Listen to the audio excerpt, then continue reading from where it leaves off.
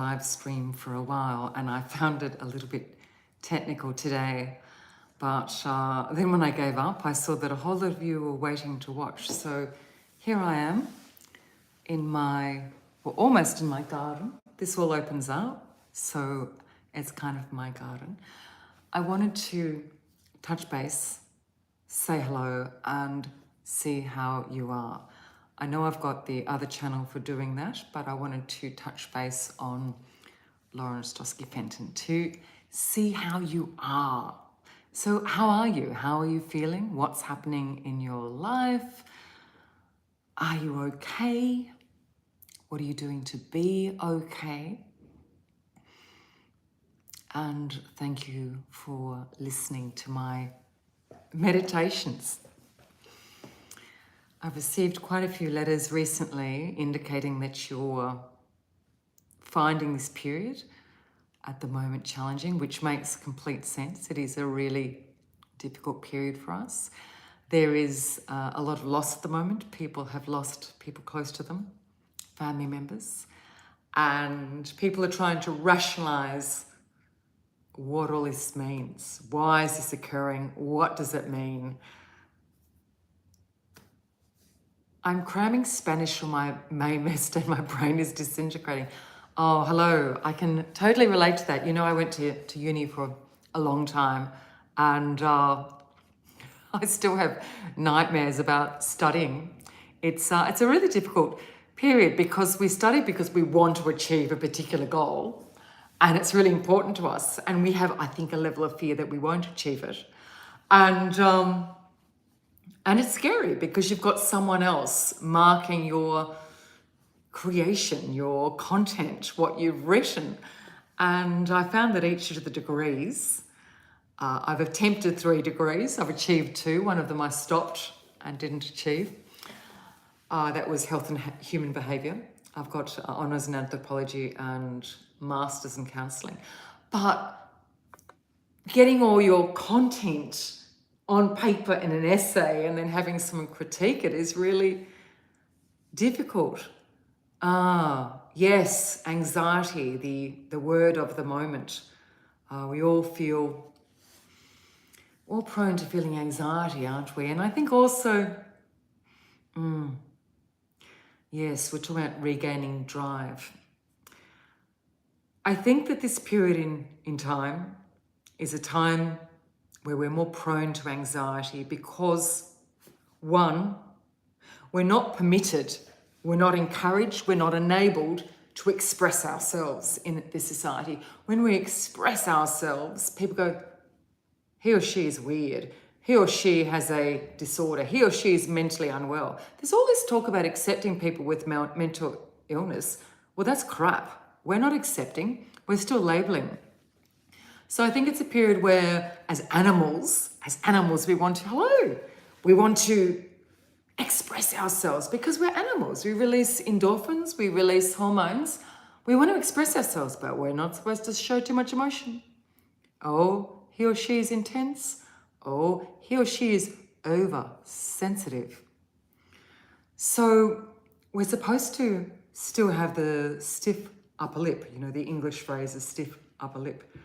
In reality, I wish we could express ourselves. Like, one of the benefits of working in mental health is some people with mental health issues have no problem laughing any way they want to laugh. They just laugh. They just say what they think without filter. And us neurotypicals consider, is this okay to say? Is that okay to say? Is that laugh too loud? Is that laugh unusual? We're so worried about pleasing people. Oh, thanks, Simone. Oh, I'm so sorry. Oh, an interview, good luck.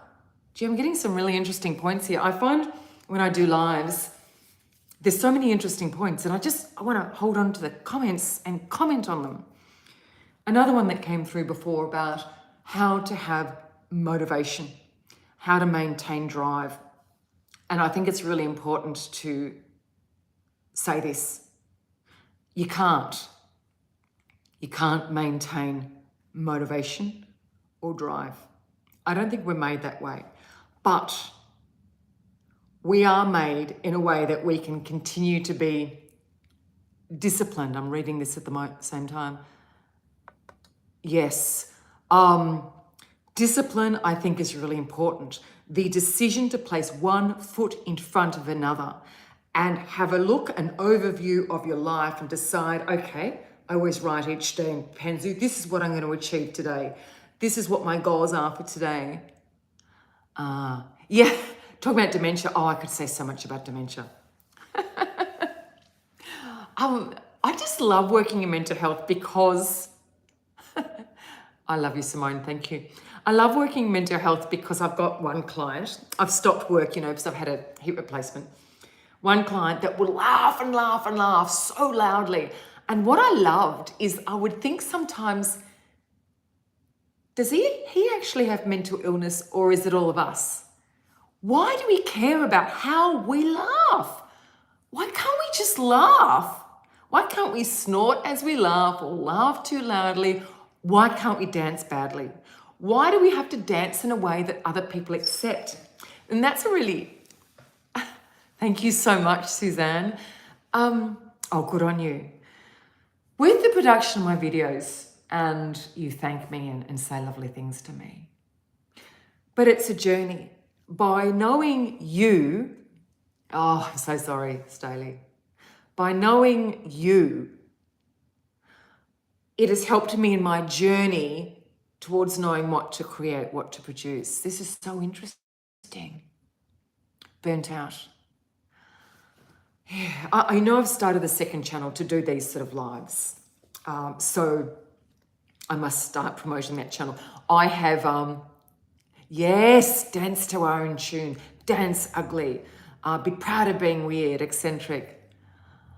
Yes, narcissism. Have you watched Dr. Ramani? Dr. Ramani is absolutely fantastic with narcissism. I'm really into Dr. Ramani.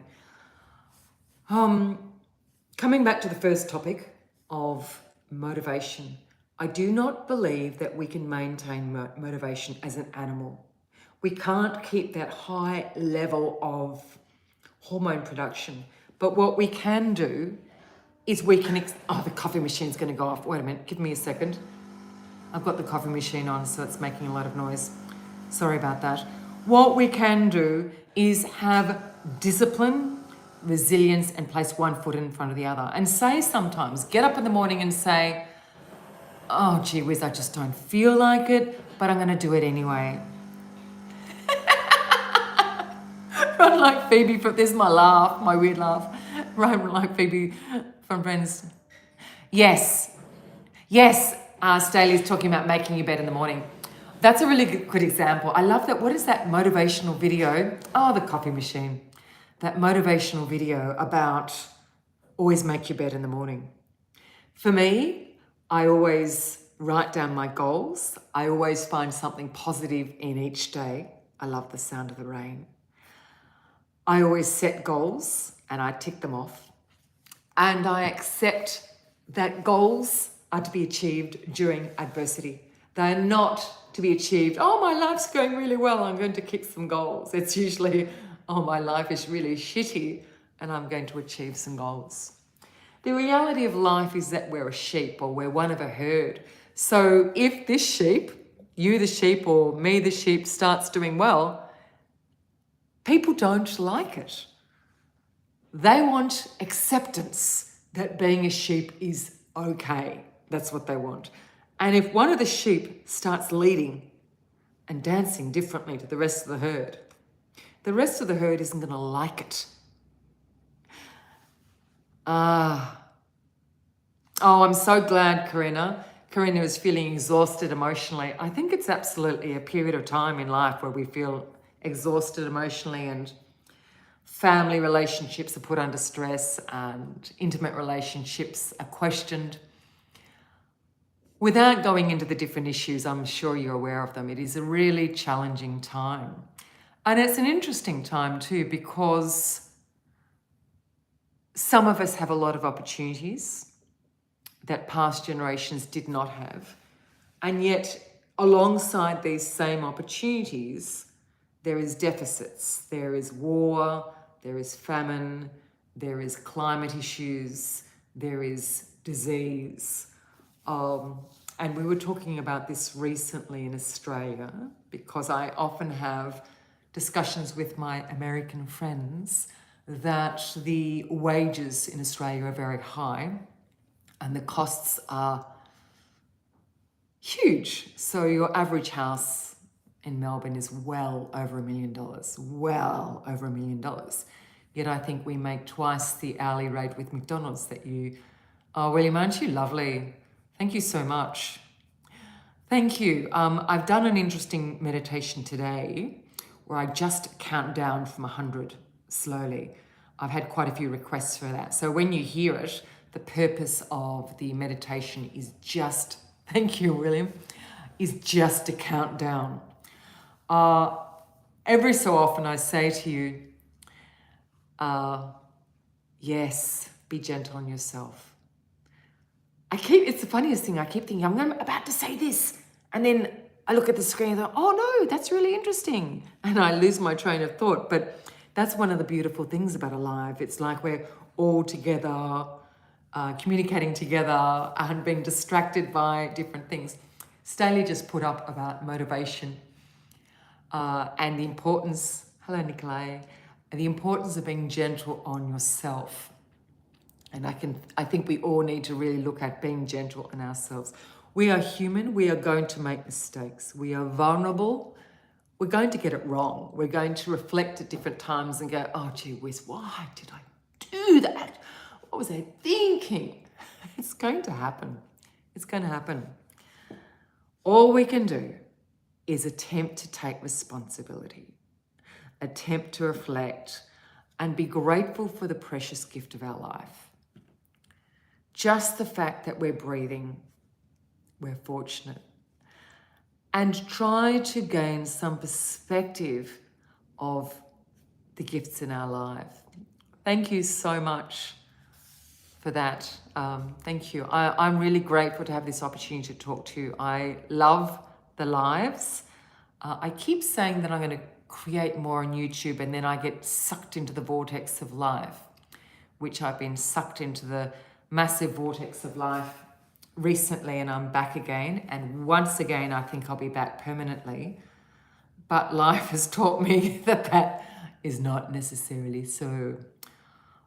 Because I think, oh yes, I'm back. I'm going to work on YouTube and then get sucked down another vortex of something occurring. Where's my coffee? I love a hot coffee. So, health anxiety.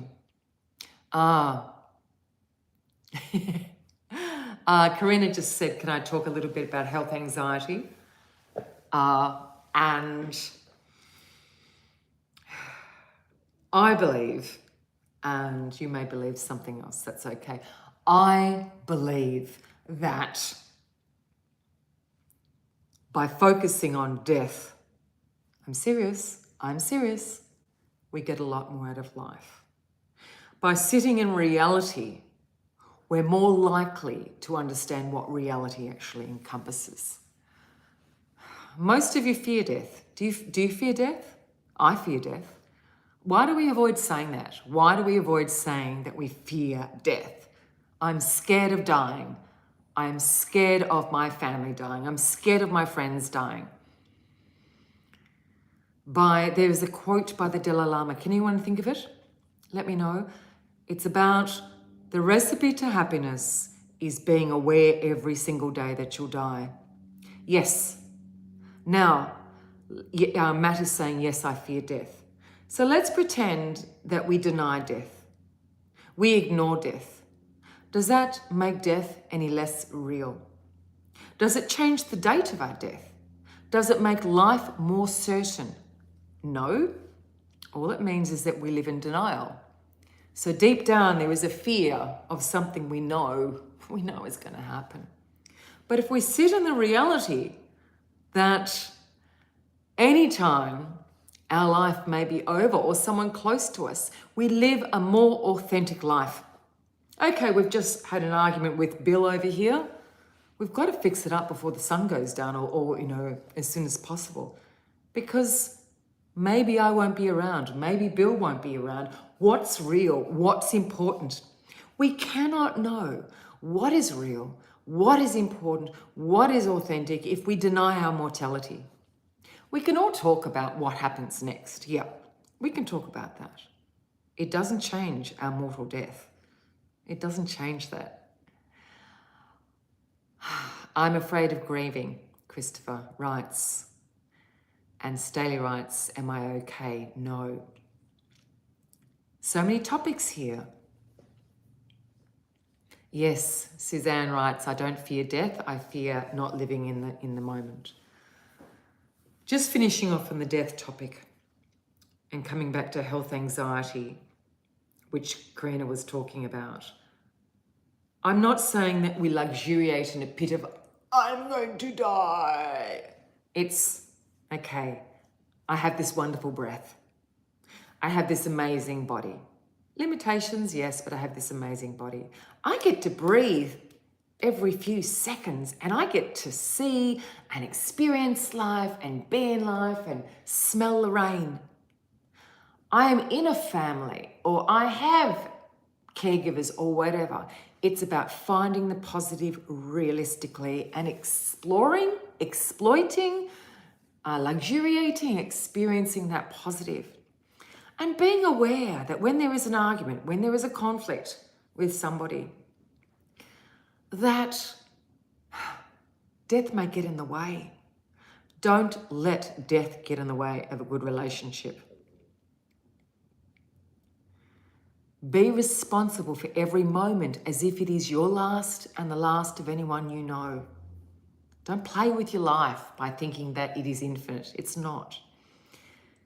Be the person you would be knowing that life is not infinite. Coming back to health anxiety, be aware that life is finite. Be aware that the breath, the breath is a gift. And that's your ground zero. I'm breathing, I'm okay. I've been given the miracle of this life, I'm okay. I have in the last few months had the worst experience I've ever had, which I won't share with you, but it was one that last year was pretty difficult because my parents died and my main client died. And then it went downhill from there. It went downhill so much that I thought to myself, are you serious? And then today I had a good day. I had a great day. I find that when I grieve, when I'm sad, the rain smells with a greater sort of richness of aroma, that the sun seems more iridescent. When I grieve, I find that I see plants in more detail. I find that grief brings its own gifts. I'm not saying that it does for everybody. I'm not saying that. I'm saying that no feeling exists without the contrast of another feeling. We cannot have happiness without the contrast of sadness. We cannot have sadness without the contrast of happiness. And there is nothing certain in life aside from death and change. So if we move through life wanting a particular state of mind or state of relationship, we're destined to fail. It's not going to happen. The only method we have of ensuring happiness is to allow happiness to come from within. That actually can be a really simple statement because, life is legitimately really difficult. Oh, thank you. Can you see the garden of my... Hope the phone doesn't fall out. Can you see it? And it's got those beautiful French doors, and there is this beautiful tissue paper curtains, and at night I can have candles. It's really beautiful. And I've got to bring Mum's, how I use Mum's picture behind me of the unicorn? I've got to go and get that. Hey, baby, Shedden. So we're talking about death. We're talking about grief. We're talking about anxiety. We're talking about finding happiness. and we're just having a chat, and I've got a coffee. I've just shared with you that I've had a very difficult time, and thank you, I actually don't live here. I have 2 homes, and I also stay in hostels regularly, a number of hostels. I'm going through a period where I'm evaluating life. Thank you so much. I'm evaluating life, and I'm working towards not owning things. I'm simplifying this story for YouTube. Not owning things. So I have like 4 pairs of shoes, 1 handbag, and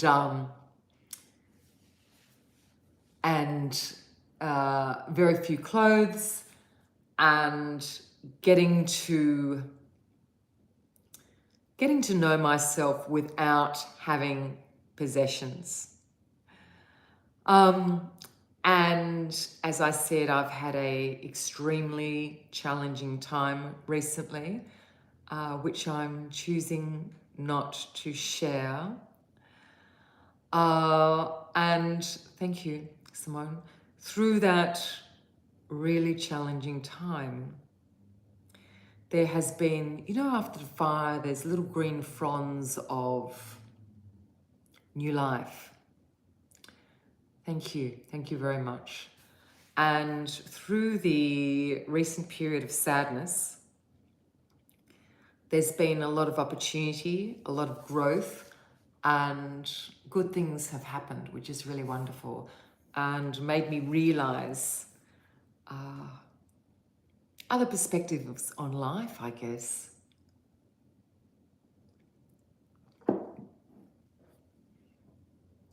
I love coffee. I drink probably too much coffee. I really like coffee. What has been the watershed moment for you where something has happened and it's made you haven't expected this thing to happen? How many cameras do I have? I've only got my phone.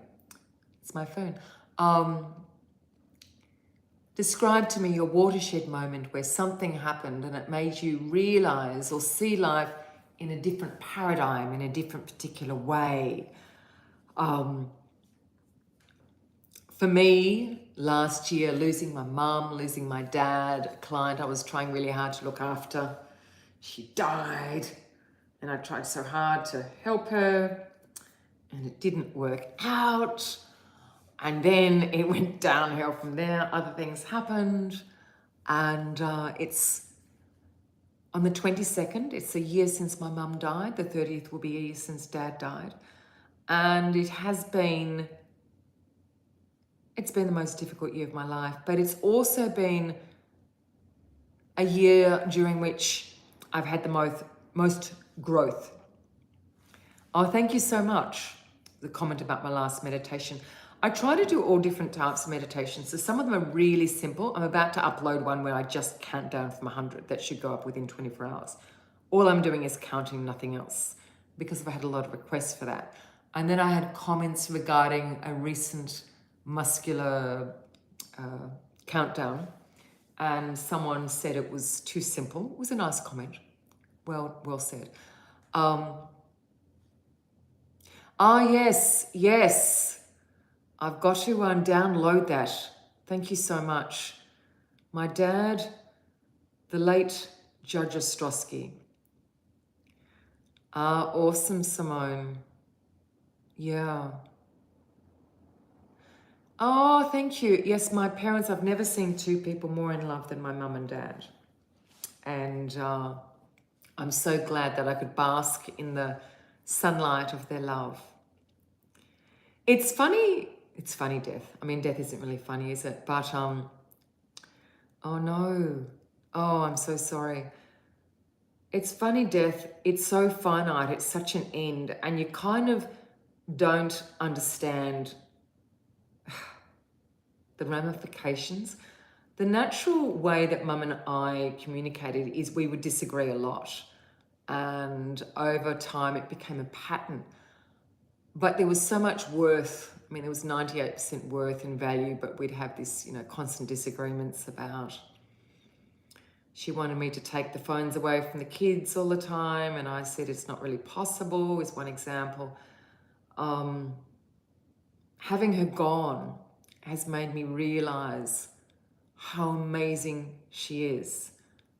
And I wish that I had the maturity to know how wonderful she was before she passed. But I don't think I had developed the maturity or the wisdom to know her value before she passed. And one of the problems, I think, with children and parents, and everyone's experience is different. I understand that everyone's experience is different. So I had, pretty sensational parents. There were moments that were a little bit hairy, but pretty sensational parents. I resented my parents in my early 20s. I really resented them. And now I look back and think to the younger Lauren, oh, Lauren, you wasted your time. Now, I'm not saying that that's your situation because I don't know your situation. I was talking to a friend recently whose parents, or one of their parents, was quite abusive. We all have our own story. We all have our own journey. But what I resented over time, no, I don't have any tarot cards. What I resented over time was how Christian my parents were. And I felt a level of resentment because I felt that Christian upbringing did not prepare me for the difficulties of university life. I think you know what I'm saying. When I went to university, it was a pretty free and swinging life that I'd had no preparation for. And so I had a few falls, a few difficulties, and I blamed my mum. I thought, Mum, you should have taught me about the world. Mum was, she wouldn't let us watch Doctor Who. She wouldn't let us watch Cheers. She wouldn't let us watch so many shows. Anything with premarital sex, she wouldn't let us watch. And I'm certainly not saying, yay, let your children watch shows about premarital sex. But somehow there has to be the open door for a child to become an adult. And if children don't know the ways of the world, it's much more difficult. Now, it sounds like I'm defending my stance, not my mum's. Mum did the best she possibly could, and she was amazing. Our parents are only adults. They're only children in adult skin. Our parents are only children in adult skin. Yes, hiding non-Christian music. I went to a social. My high school was a convent. Yes, I am serious, I'm not joking. And at a social we had, they played the Angels song, what's it called? After midnight, the lights go out, she takes off her stockings and shoes. And that was banned. And my mum also banned that song by the Angels. And that brought me resentment. I thought, get with the equation. But I now look back and I think my parents did the best they could. They were Christian. They came from a time where you just have one partner. It worked for them. It took me maturity and wisdom to let go of the feelings I had. And it's funny how each generation, my teenage years, my 20-something years, my 30-something years, my 40-something years, and on. I look back and at the previous 10 years and I think, oh my God, why didn't I see that elephant in the room? How come I couldn't see that elephant? As you get older, you kind of think the things that matter to you when you're younger just don't rate. They just don't rate. So why waste the time? I had a boyfriend that I met in England. I've told some of you some of the story. And we were getting married. He came to Australia. And he was unfaithful to me. And that had a particularly disastrous ending. It had a pretty disastrous ending. And I was extremely sad about the end of the relationship.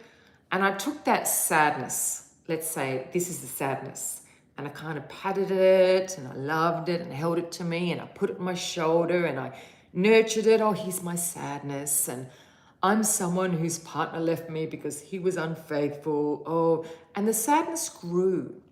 And then I watered the sadness and I fertilized the sadness and my name's Lauren and my partner was unfaithful.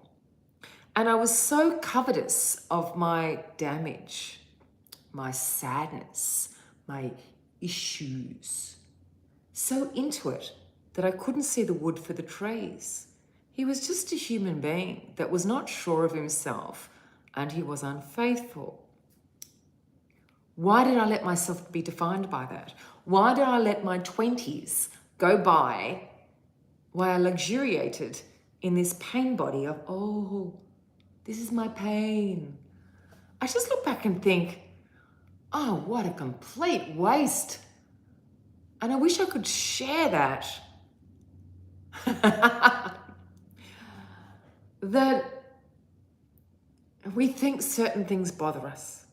So our marriage ends or whatever else. And with time, it hurts less. Now I can say with time it hurts less for me. Only you can say how you feel about any particular thing. Oh, hello. Yes. It's funny, yes, what we say about losing family members. I've lost my brother and my mum and dad, and I miss them all so much. My brother was my best friend, and my other siblings are my best friends too, but I'm glad that you get something out of it. I had so much fun with my brother. He was very mischievous. He was very naughty. He did some really naughty things. He was pretty crazy. And it's such a gift in my life that he was with me. Yeah, we're getting more comments about how parents can do things differently. Believe me, parents are only children with older skin. We expect our parents to be all-knowing and make the right decision. That's just rubbish. They're just living their trauma. I have trouble seeing the trees here. Thanks, Samuel. I was going to say something. What was I going to say? About appreciating the moment, I think that in some cases, in many cases, happiness is a practice. And with all practices, it requires the development of a skill and work. We need to practice being happy. We need to let go of our pain body. We need to understand that we're the ones that pick it up, put it in our shoulder, and carry it. Right, that's so funny. And carry this pain body. We can choose to put it down. Hello, Roxanne. Thank you so much. You keep saying, all of you keep saying to me to thank you for my meditations, but you have been an absolute gift in my life. How? What's Staley how question? What is the question? We've had so many questions today. Yes, it's getting towards winter.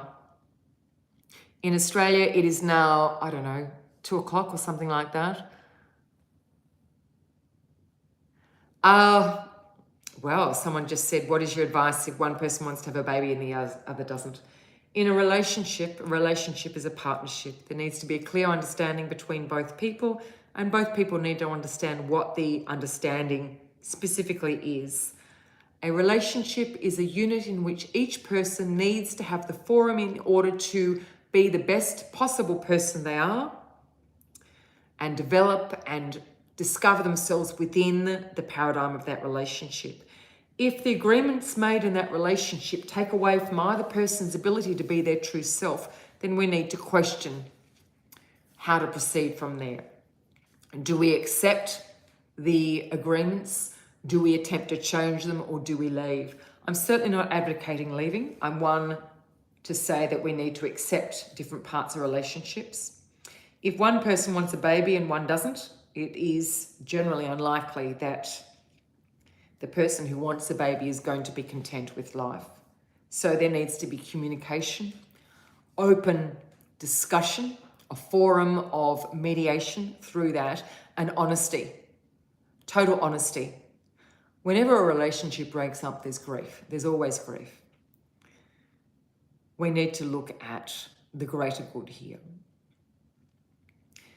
If your decisions are hampering another person's ability to be their true self, then you have a responsibility to leave. If your decisions mean the other person cannot be their authentic self, then you have a responsibility to see that. In relationships and community, we need to work to being the most authentic sense of self we can in order to serve the community. That's it. That's it. We need to serve the community. How do we do that? By knowing our true self. Why is that hard for you to hear, Staley? Why is that hard to hear? The issue with children, I had children very late in life. I started at age 38, so late in life.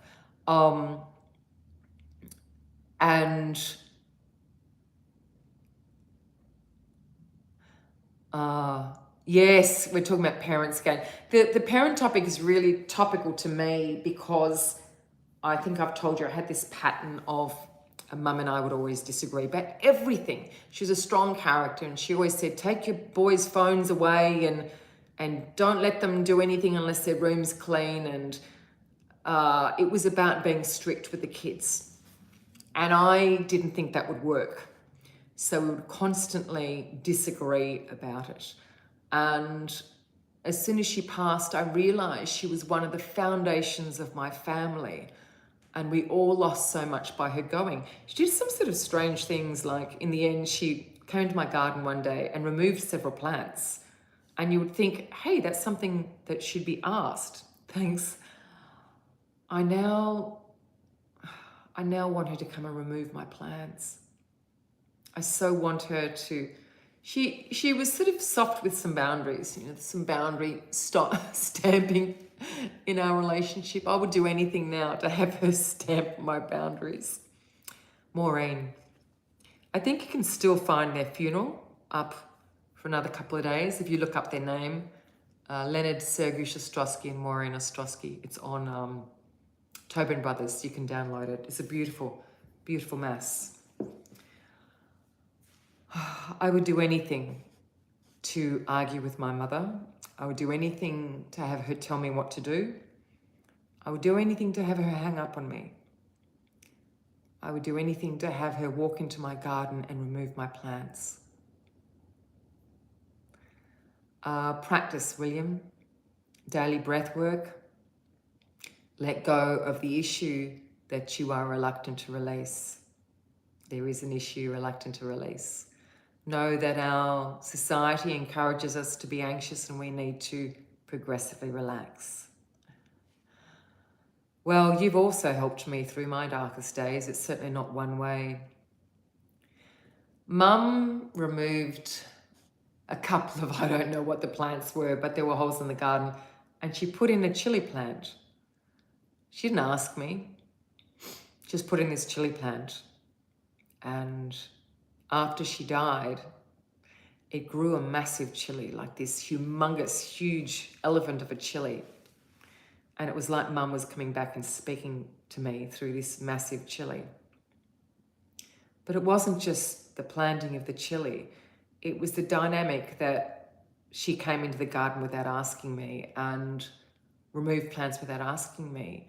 But I did not see the benefit. I did not recognize how much love she brought to our family. I didn't recognize it. I didn't see it. I didn't see the wood for the trees. I didn't see her beauty because I was annoyed by her coming into my garden. Sometimes we don't see the benefit of a relationship because we are misguided by something that happens today, whether it's a disagreement or whatever else. Mother knows best. I would like to think so. I'd like to think Mother knows best, but I've certainly made my mistakes myself as a mother. Yes, she knew I loved her.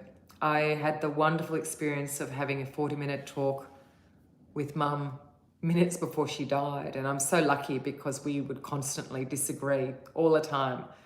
We would do a lot for each other and constantly disagree all the time. Now, more than anything, I want to disagree with her. I want her to come into my garden and dig up my plants. She came in one night when we were asleep. I don't know, we were asleep early that night. I used to do night shift. And she just let herself in with her key. And she said, "Get up, everybody, the house isn't clean enough." And I said, "Mum, we're asleep. I did night shift." And she said, "I don't care. The house is messy. Get up." So she got us all up to clean the house. And I was so annoyed. I thought, you can't do that. You can't just come into someone's house and tell them to clean up the house. I would do anything for my mum to now unlock this door or the other door and tell me to get up. I didn't understand her worth. I judged the moment by moment interactions rather than seeing the finished product. You know, when you mold a piece of clay, it starts off as ugly and it may have ugly moments, but the beautiful finished artwork is amazing. When I was younger, I had so much resentment for my mum, and I just think, you idiot, what a waste of time. One day at a time, yeah. And the other thing is with that partner I had, when I held a lot of resentment, you know, the pain body about him, I wasted my 20s. Oh my goodness, I had the best 20s. It was so much fun. Hello. And, oh, aren't you lovely, Yellow? Thank you. We need to tell each other we're too hard on ourselves, don't we? Do you think the presence of clay is more precious than the variable relationship with the outcome? I think the journey is precious, but I think sometimes we lack the ability to be truly in the journey. And like we might be walking along a beautiful path and it's so beautiful, majestic, and there's lovely trees lining the path, and we step on a stick and we go, "Ow, the stick in my foot." And we're focusing on the stick and we forget the sunset, we forget the beautiful leaves, we forget the proud oaks around us. And we go, "Ow, there's a stick in my shoe." And the sudden stick in your shoe makes you lose the beauty that is all around you. Sometimes we need to get that bloody stick out of our shoe and throw it away and go, "Oh, the sunlight," or "Oh, the rain, the trees," or whatever. Coffee? Yes, it's afternoon. Tuesday afternoon. Well, I might go to gym before the evening. The gym here is 100 meters away, so that's really wonderful. I wanted to check in and see how you are, whether you are okay. Because all I want now is my mum's presence. Yes, I do want my mum's presence, but what I've learned is not to resent, not to sit in a sentiment or a mindful state of wanting. It is what it is. What my mum's death has taught me is it is what it is. What my mum's death has taught me is I lacked wisdom and perspective. Yes, Katie, I'm in Australia, in Melbourne.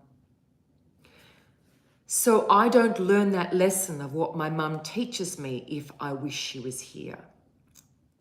I learn the lesson of what she teaches me if I accept the lesson. The lesson is only delivered by her passing.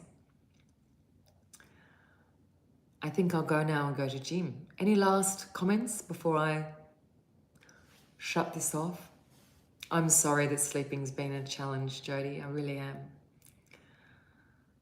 I wish you sleep. I wish you could sleep. Namaste. Love you all so much.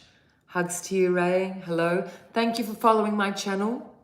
Please subscribe. Subscriptions help me. Smash that subscribe button. Smash it. Let other people know about my work. Thank you, Sierra. I love you. Love you all. Subscribe, comment, Thank you. Love you. Bye.